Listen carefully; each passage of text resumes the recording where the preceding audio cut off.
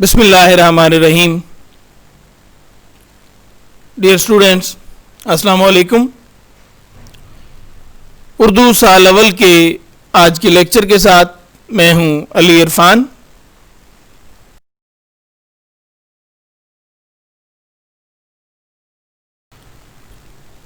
आज के लेक्चर में हम अदबी इस्तिलाहात डिस्कस करेंगे।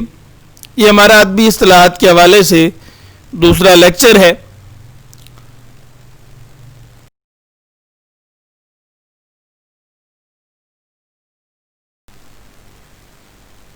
आज हमने जो अदबी इस्तिलाहात डिस्कस करनी है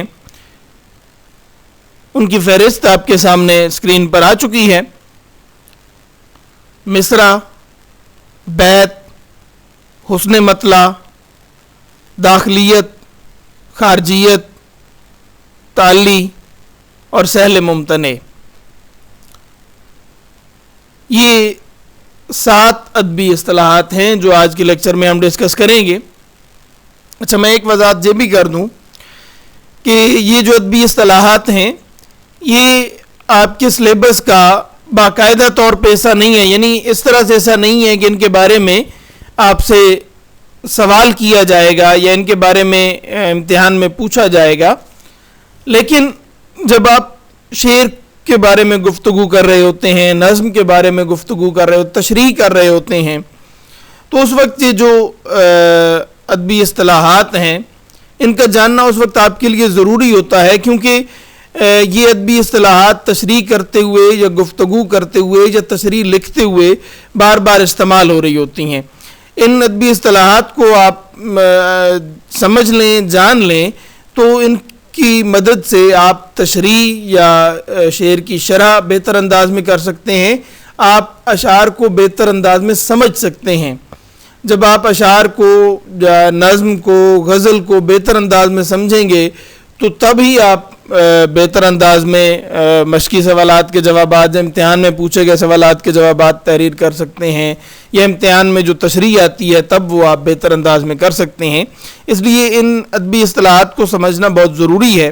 और वैसे भी जो अदब का तालिब इल्म हो, जो उर्दू का तालिब इल्म हो, उसको इन बुनियादी जो इस्तिलाहात हैं इनको जानना चाहिए, इनकी समझ होनी चाहिए। इसलिए आज के लेक्चर में हम ये इस्तिलाहात डिस्कस कर रहे हैं। ये ज़ाहिर है कि इस्तिलाहात जो हैं सारी हम डिस्कस नहीं कर रहे, मज़ीद आगे लेक्चर्स में हम डिस्कस करते रहेंगे। ये जो बुनियादी नौइयत की इस्तिलाहात हैं वो डिस्कस कर रहे हैं। इनके अलावा बहुत सारी अहम इस्तिलाहात हैं जिनका जानना आपके लिए ज़रूरी है, वो इंशाअल्लाह आइंदा लेक्चर्स में हम डिस्कस करेंगे। तो बढ़ते हैं जी अगली स्लाइड की जानिब, जिसमें हम इन अदबी इस्तिलाहात को समझने का और इनके बारे में डिस्कशन का सिलसिला शुरू करते हैं।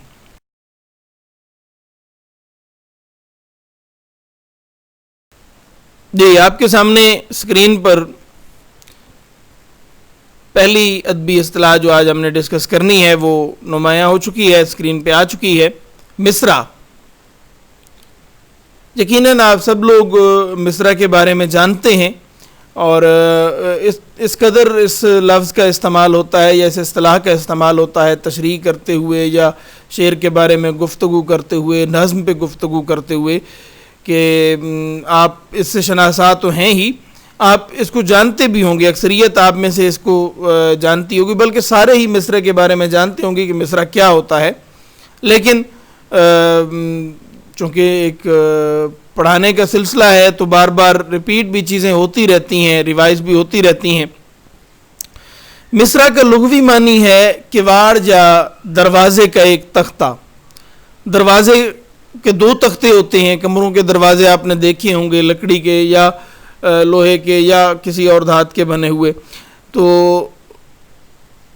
वो जो दरवाज़ा होता है वो 2 तख्तों पर, जो 2 किवाड़ों पर मुश्तमिल होता है, तो उसके एक किवाड़ को जो है वो अरबी में मिसरा कहते हैं।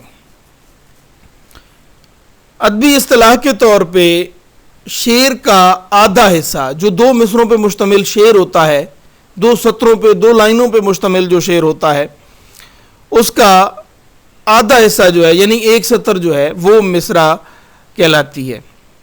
शेर या बंद की 1 सतर, यानी ये भी अदबी इस्तिलाह में इसका मफहूम है। शेर या बंद की जो 1 सतर है جو ایک مخصوص وزن میں ہوتی ہے، ایک مخصوص بحر میں ہوتی ہے، اس کی ایک مخصوص جو ہے وہ ترتیب ہوتی ہے، ایک مخصوص ردھم ہوتا ہے اس کا، وہ مصرع کہلاتا ہے. یعنی شعر میں دو جو سطریں ہیں ان میں سے ہر ایک سطر کو ایک مصرع کہا جائے گا، اور جو دو مصروں کا شعر ہوتا ہے اس کے پہلے مصرے کو مصرع اولا اور دوسرے کو مصرع ثانی کہا جاتا ہے. اسی طرح سے اسی تعداد کے حساب سے مصرع ثالث اور مصرع ثانی اور مصرع ثالث اور اس طرح سے آگے چلتا رہتا ہے یہ سلسلہ. آپ یعنی جب سٹینزا کی طرف جاتے ہیں تو آپ اس پہ اس کے آگے یعنی تعداد کے ساتھ ساتھ ان کی نام بھی بناتے چلے جاتے ہیں. بہرحال لب پہ آتی ہے دعا بن کے تمنا میری، یہ ایک مصرع ہے. اب پورا شعر ہے لب پہ آتی ہے دعا بن کے تمنا میری، زندگی شمع کی صورت ہو خدایا میری. لیکن یہ دو مصرے ہیں، شعر ہے، ان میں سے ہر ایک جو علیحدہ علیحدہ مصرع ہے، علیحدہ علیحدہ جو سطر ہے وہ ایک ایک مصرع ہے. غزل کا ایک شعر ہے میر کا کہ جی عشق ایک میر بھاری پتھر ہے، قبض مجھ ناتواں سے اٹھتا ہے. اب میں نے شعر کے دونوں مصرے پڑھ دیے ہیں، تو یہ دونوں علیحدہ حیثیت سے مصرے ہیں. کہیں پانی پینے پلانے پہ جھگڑا، یہ حالی کی جو نظم ہے مسدس حالی، اس میں کہیں پانی پینے پلانے پہ جھگڑا، کہیں گھوڑا آگے بڑھانے پہ جھگڑا. تو یہ بند کا ایک مصرع ہے، ایک لائن ہے. تو یہ مثالیں ہیں مصرے کی، یقیناً ان کی مدد سے آپ نے مصرے کو سمجھ لیا ہوگا. پہلے بھی آپ یقیناً جانتے ہوں گے، یہ تو میں بنیادی نوعیت کی جو اصطلاحات ہیں یہ میں بس سمجھنے کی ریوائز ہی کرا رہا ہوں. اگلی سلائیڈ کی جانب بڑھتے ہیں.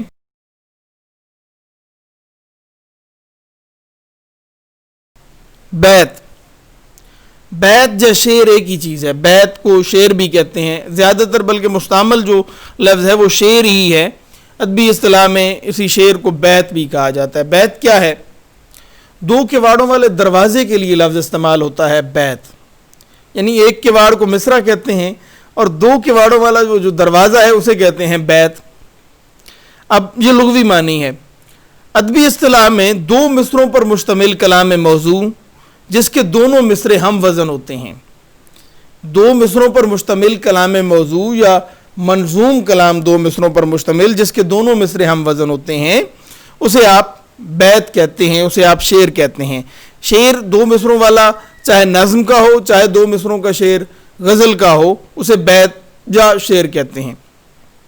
مثالیں میں نے چونکہ مصرے کی مثالیں میں نے لب پہ آتی ہے دعا بن کے تمنا میری اور عشق ایک میر بھاری پتھر ہے یہ دو مثالیں دی تھیں، اس لیے میں نے سمجھنے کے لیے انہی کو ہی آگے بیت کی مثالوں میں بھی پیش کر دیا ہے کہ لب پہ آتی ہے دعا بن کے تمنا میری. یہ پچھلی مثال میں بتایا، پچھلی سلائیڈ پہ بتایا تھا کہ یہ ایک مصرع ہے. اب دونوں مصرے مل کے شعر بن رہے ہیں. لب پہ آتی ہے دعا بن کے تمنا میری، زندگی شمع کی صورت ہو خدایا میری. یا غزل کا میر کا ایک شعر ہے عشق ایک میر بھاری پتھر ہے، قبض مجھ ناتواں سے اٹھتا ہے. یہ دو مصروں پر مشتمل ایک کلام موضوع ہے، اس لیے اسے بیت کہتے ہیں، اسے شعر کہتے ہیں.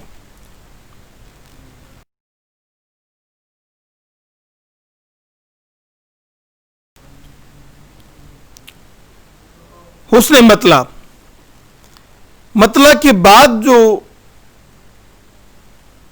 آتا ہے شعر، لیکن اس کے ساتھ دوسری شرط یہ ہے کہ اس کے دونوں مصرے ہم کافی و ہم ردیف ہوں. مطلع کی تعریف ہم نے پڑھی تھی کہ مطلع کیا ہوتا ہے. مطلع کہ وہ غزل کا پہلا شعر جس کے دونوں مصرے ہم کافی و ہم ردیف ہوں اسے مطلع کہتے ہیں. مطلع کے بعد آنے والا دوسرا شعر جو ہے غزل کا، اگر اس کے بھی دونوں مصرے ہم کافی و ہم ردیف ہوں تو اسے حسن مطلع کہتے ہیں. اسی کو مطلع ثانی بھی کہتے ہیں اور زیب مطلع بھی کہتے ہیں.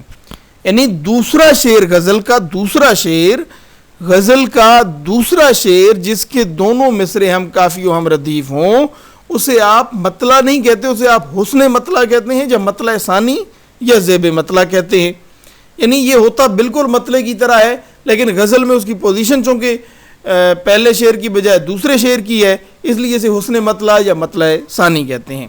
مثال کے لیے میں نے میر تقی میر کی غزل میں سے مطلع اور حسن مطلع دونوں لکھ دی ہیں، اس سے آپ کو حسن مطلع کی بہتر سمجھ آ جائے گی۔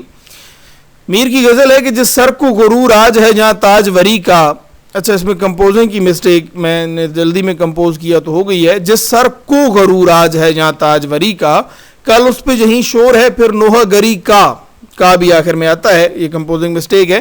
جس سر کو غرور آج ہے جہاں تاج وری کا، کل اس پہ یہیں شور ہے پھر نوحہ گری کا، اور شرمندہ تیرے رخ سے ہے رخسار پری کا، چلتا نہیں کچھ آگے تیرے کب کے دری کا۔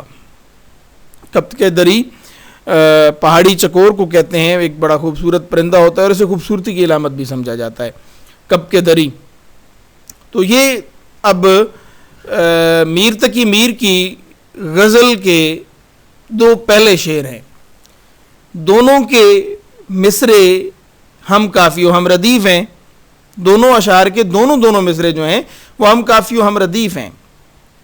تو پہلا شعر جو ہے وہ مطلع ہے، اور دوسرا شعر شرمندہ تیرے رخ سے ہے رخسار پری کا، چلتا نہیں کچھ آگے تیرے کب کے دری کا، یہ حسن مطلع ہے، جیسے آپ مطلع ثانی بھی کہتے ہیں۔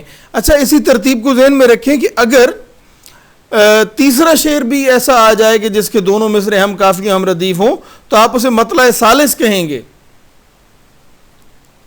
اسی ترتیب سے آگے یعنی آپ اگر تعداد بڑھتی جاتی ہے مطلعوں کی تو آپ اسی ترتیب سے پھر ان کے نام بھی آگے طے کرتے چلے جائیں گے۔ بہرحال عمومی طور پہ دو مطلع ہوتے ہیں یا زیادہ سے زیادہ تین مطلع بھی ہوتے ہیں، یعنی اسے پھر آپ مطلع ثالث کہیں گے اگر تیسرا شعر بھی ایسا آ جائے غزل میں کہ جس کے دونوں مصرے ہم کافی ہو ہم ردیف ہوں۔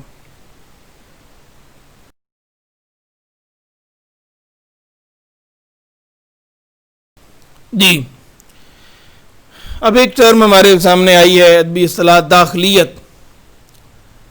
داخلیت لغوی اعتبار سے دیکھیں تو داخل سے اس کا تعلق ہے، اندرون سے تعلق ہے، اندر سے اس کا تعلق ہے۔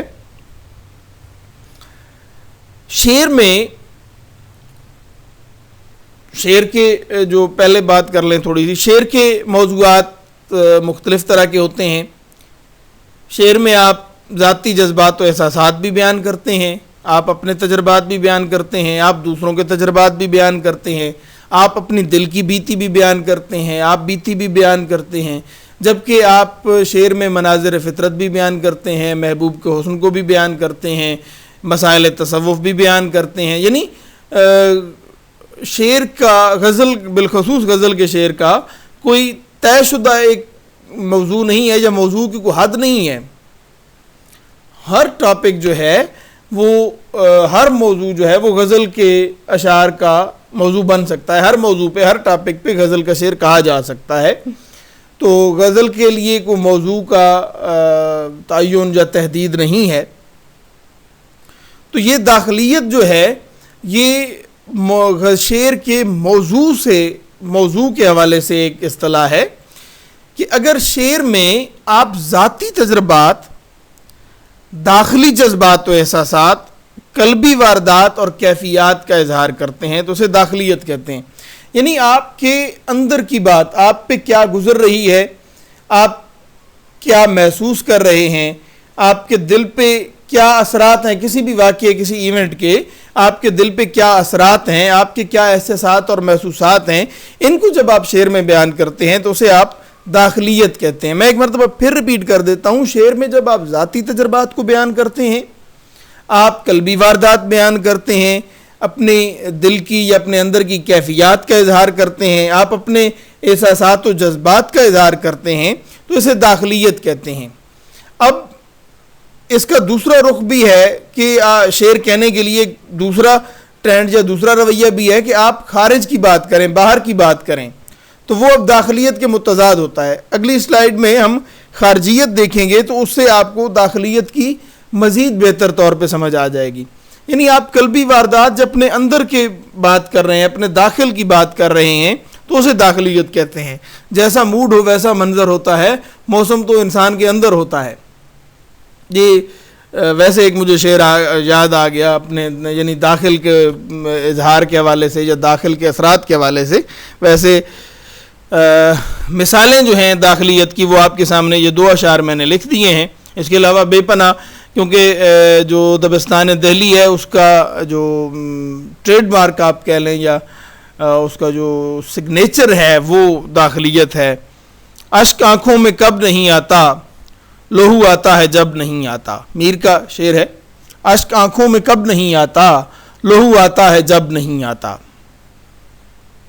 یعنی یہ اب آپ کے اندر کے کرب کا اظہار ہے. ایک انسان کیا درد محسوس کرتا ہے یا ایک کس کرب کی کیفیت سے گزرا ہے، شاعر کس کرب کی کیفیت سے گزرا ہے، اس کا اظہار اس شعر میں ملتا ہے. تو اس لیے اس شعر کو داخلیت کی مثال کے طور پہ پیش کیا جا سکتا ہے. ایک دوسرا شعر ہے جی، زندگی ہے یا کوئی طوفان ہے، ہم تو اس جینے کے ہاتھوں مر چلے. اچھا یہ نون گنا ہاتھوں کے آنا جی، نون میں نے لکھ دیا، کمپوزنگ مسٹیک ہے. زندگی ہے یا کوئی طوفان ہے، ہم تو اس جینے کے ہاتھوں مر چلے. اب یہ آپ کے اندر جو محسوسات ہیں آپ کی وہ بیان کی جا رہی ہیں، یعنی زندگی کی مشکلات بیان کر رہے ہیں. زندگی کی مشکلات کا آپ کے دل پہ کیا اثر ہے، آپ کے اندروں پہ کیا اثر ہے، آپ کا ذاتی تجربہ اس کے بعد، یعنی آپ اپنے جذبات و احساسات کا اظہار کر رہے ہیں کہ زندگی ہمارے اوپر تو گویا ایک طوفان کی طرح سے گزر گئی، تو یا ہمارے لیے ایک مشکل کا سامان پیدا کیا زندگی نے. تو یہ داخلیت کی ایک مثال ہے. اسی طرح سے جی، زندگی جبر مسلسل کی طرح کاٹی ہے، جانے کس جرم کی پائی ہے سزا یاد نہیں، یہ بھی داخلیت کا اظہار ہوگا. اگلی سلائیڈ میں ہم خارجیت کو ڈسکس کریں گے. اس کو جب آپ خارجیت کو دیکھیں گے تو آپ کو مزید داخلیت کی جو ہے وہ سمجھ بہتر طور پہ آ جائے گی.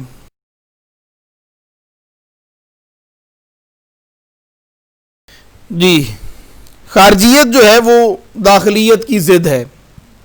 داخلیت میں آپ اپنے اندر کی بات کرتے ہیں، اپنے محسوسات بیان کرتے ہیں، اپنی قلبی واردات بیان کرتے ہیں، آپ کے دل پہ کیا گزرتی ہے، آپ پر کیا گزرتی ہے، آپ کے تجربات کیا ہیں، ان چیزوں کو آپ موضوع بناتے ہیں. جبکہ خارجیت میں آپ داخلی زندگی کو، اپنے داخل کو، اپنے اندروں کو نہیں دیکھتے، بلکہ آپ خارج کو دیکھتے ہیں، خارجی زندگی کو دیکھتے ہیں، مناظر کی عکاسی کرتے ہیں یا ظاہری حسن کو موضوع بناتے ہیں. خارجی زندگی، مناظر کی عکاسی، ظاہری حسن، یعنی خارجیت آپ کی ذات سے، آپ کے وجود سے باہر کی جو چیزیں ہیں، آپ کے احساسات اور جذبات سے ہٹ کر جو چیزیں ہیں. آپ ذاتی تجربات کا بیان نہیں کر رہے، ذاتی تجربات کو بیان نہیں کر رہے، بلکہ آپ خارج کی زندگی کو بیان کر رہے ہیں، خارجی زندگی کو بیان کر رہے ہیں. خارجی زندگی میں مناظر کی عکاسی بھی ہے، ظاہری حسن بھی ہے. اچھا، دیگر موضوعات بھی ہو سکتے ہیں. یہ میں نے صرف سمجھانے کے لیے مناظر کی عکاسی اور ظاہری حسن کی درمیان میں یہ الفاظ لکھ دیے ہیں تاکہ آپ کو بہتر طور پہ سمجھ آ جائے. بنیادی طور پہ جو آپ کی ذات سے ہٹ کر جو زندگی ہے، امپرسنل جو آپ کی پوئٹری ہے، وہ خارجیت کے زمرے میں آتی ہے. مثالیں اس کی جی کہ نازکی اس کے لب کی کیا کہیے، پنکھڑی ایک گلاب کی سی ہے. اب اس شعر میں آپ کے دل پر گزرنے والی کوئی واردات یا آپ کے محسوسات یا آپ کے جو کرب ہے یا خوشی ہے، نشاتیہ رنگ ہے یا المیہ کیفیت، کچھ بھی ایسا بیان نہیں ہے، بلکہ یہ ظاہری حسن محبوب کا بیان کیا گیا ہے، محبوب کے ہونٹوں کی تعریف کی جا رہی ہے. تو یہ اب خارجیت کی مثال ہے، یہ شعر خارجیت کی مثال ہے. اس میں خارج کا بیان ہے، آپ کی ذات سے جدا ایک بیان ہے، موضوع بیان کیا گیا ہے. دوسرا شعر جی یہ مصفی کا ہے، ناگاہ چمن میں جب وہ گل اندام آ گیا، یا ناگہ بھی آپ اسے پڑھ سکتے ہیں. اصل میں یہ ناگاہ کی مختصر صورت ہے، اچانک یعنی ناگہ چمن میں جب وہ گل اندام آ گیا، گل کو شکست رنگ کا پیغام آ گیا.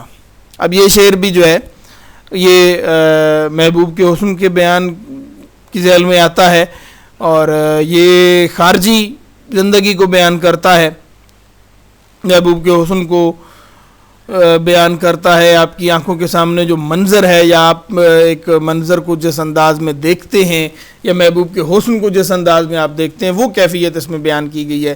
یعنی آپ کی داخلی کیفیت کا اس شعر سے کوئی تعلق نہیں ہے، تو یہ شعر بھی خارجیت کے زمرے میں آئے گا. ناگہ چمن میں جب وہ گل اندام آ گیا، گل کو شکست رنگ کا پیغام آ گیا.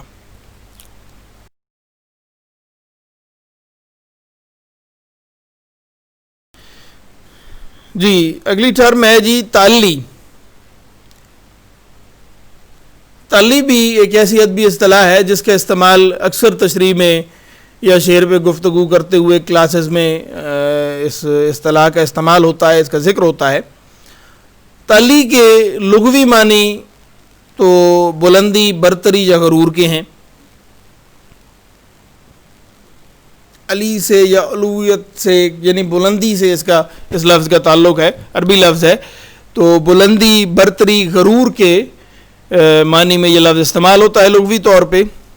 ادبی اصطلاح میں جب کوئی شاعر کسی شعر میں اپنی تعریف کرتا ہے، اور اکثر اوقات ایسا ہوتا ہے کہ شعراء جو ہیں وہ شعر میں مبالغے کی حد تک اپنی تعریف کرتے ہیں، جب شاعر شعر میں اپنی تعریف کرے گا تو اسے ادبی اصطلاح میں تعلی کہیں گے۔ شاعر کا شعر میں خود اپنی تعریف کرنا، ویسے تو کوئی اور کہے تو ہم اسے کہتے ہیں اپنے منہ میاں مٹھو بننا، لیکن شاعر جب اپنی تعریف کرتا ہے شعر میں تو اسے ہم کہتے ہیں تعلی، اظہار تعلی بھی آپ اسے کہہ سکتے ہیں۔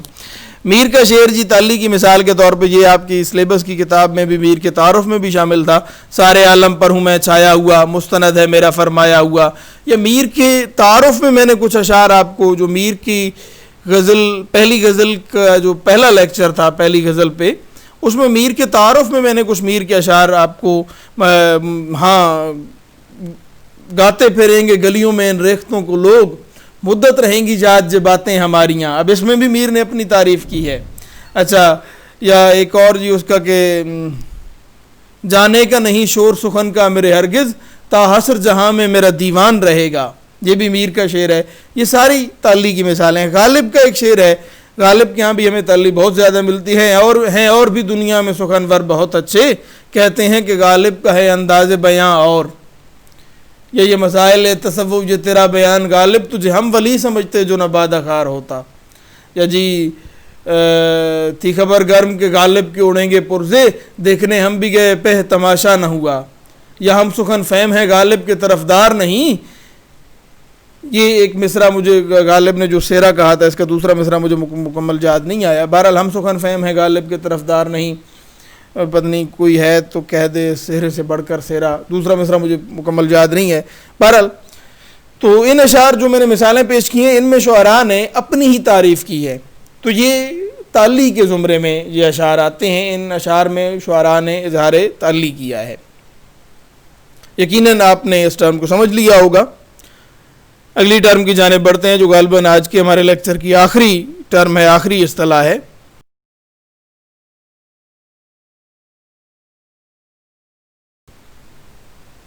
جی، سہل ممتنع۔ سہل ممتنع یہ بھی ایک زیادہ استعمال ہونے والی ٹرم ہے، یعنی آپ کی نصابی ضرورت کے تحت یہ ٹرم زیادہ استعمال ہوتی ہے، تشریح میں بھی اور شعر کو سمجھنے کے حوالے سے بھی۔ شعر پہ جب ڈسکشن کی جاتی ہے تو اکثر اوقات اس ٹرم کا استعمال آ جاتا ہے۔ سہل کے لغوی معنی ہے آسان، اور ممتنع کے معنی ہے لاجواب۔ ممتنع کی ایک اور معنی دشوار کے بھی ہیں، دشوار یا مشکل، پرکھا ہوا، یا جیسے جو تجربے سے گزری ہوئی چیز ہوتی ہے وہ اس کے لیے لفظ استعمال ہوتا ہے ممتنع۔ جب دشوار کے معنی میں بھی یعنی مشکل کے معنی میں بھی ممتنع کا لفظ استعمال ہوتا ہے۔ ویسے ممتنع کا ایک معنی وہ چیز ہے کہ جس سے روکا گیا ہو، لیکن لاجواب، بے مثال یا پھر دشوار کے معنی میں بھی یہ لفظ استعمال ہوتا ہے۔ اب جب یہ ٹرم سامنے آتی ہے سہل ممتنع ادبی اصطلاح کے طور پہ، تو پھر اس کا کیا مفہوم ہوتا ہے؟ ایسا شعر جو دیکھنے میں تو آسان معلوم ہو لیکن ایسا شعر کہنا بہت مشکل ہو، یعنی شعر دیکھنے میں اس کی بنت ایسی ہو، اس کی جو ڈکشن ہے، زبان ہے اس شعر کی بڑی سادہ اور سلیس ہو، اور جو پریزنٹیشن ہے اس شعر کی جو پیشکش ہے وہ بڑی سادہ ہو، اور ظاہری طور پہ وہ خیال بھی بڑا عام سا دکھائی دے رہا ہو، یعنی ہر حوالے سے شعر جو ہے وہ آسان معلوم ہو لیکن اس جیسا شعر کہنا بہت مشکل ہو، اس شعر کو سہل ممتنع کہتے ہیں۔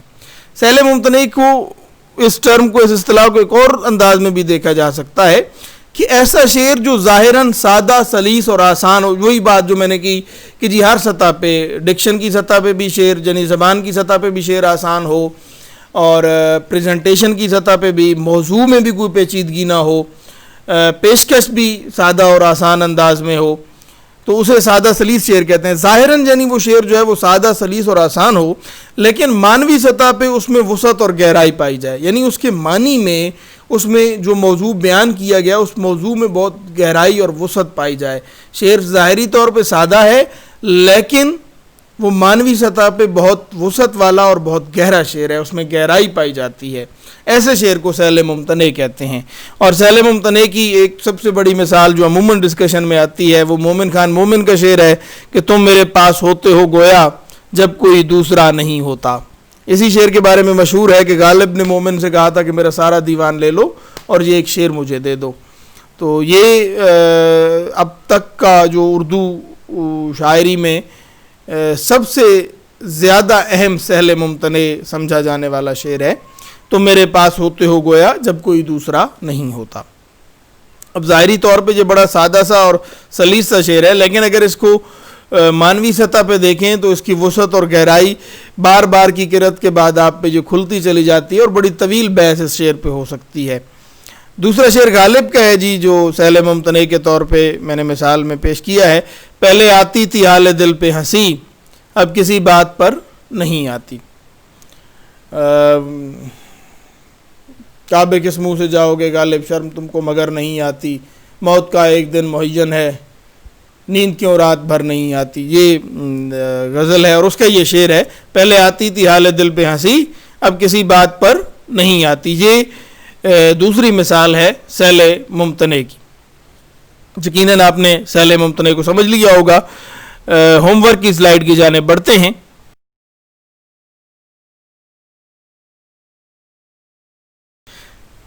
ہوم ورک جی آپ کا آج کے لیکچر میں زیر بحث تمام ادبی اصطلاحات کی تعریف لکھیں اور دی گئی مثالوں کے علاوہ ایک ایک شعری اور ایک ایک نثری مثال پیش کریں. اچھا بہت ساری ادبی اصطلاحات ایسی ہیں جن کی نثری مثال پیش کرنا آپ کے لیے مشکل ہو جائے گا, بس آپ دو شعری مثالیں ہی پیش کر دیں. زیر بحث جو ادبی اصطلاحات ہیں ان کی تعریف لکھنی ہے اور جو مثالیں میں نے دی ہیں یا میں نے یہ سلائیڈز میں آپ کے سامنے ظاہر ہوئی ہیں یہ مثالیں آپ نے نہیں دینی, آپ نے خود تاکہ پتہ چلے کہ آپ نے اس اصطلاح کو کتنا سمجھ لیا ہے. مثال جب آپ دیں گے خود سے تو پھر اس کا پتہ چلے گا. آپ خود ہی نثری مثال کوئی اگر کسی ٹرم کی مل جاتی ہے تو وہ ایک علیحدہ بات ہے, ورنہ ہم نے زیادہ تر شعر کے حوالے سے جو ادبی اصطلاحات تھیں ان کو ڈسکس کیا, اس لیے آپ کوشش کریں کہ دو شعری مثالیں شعر میں سے دو مثالیں آپ پیش کریں. یہ آج کا آپ کا ہوم ورک ہے. اس کے ساتھ ہی ہمارا لیکچر اختتام پذیر ہوتا ہے.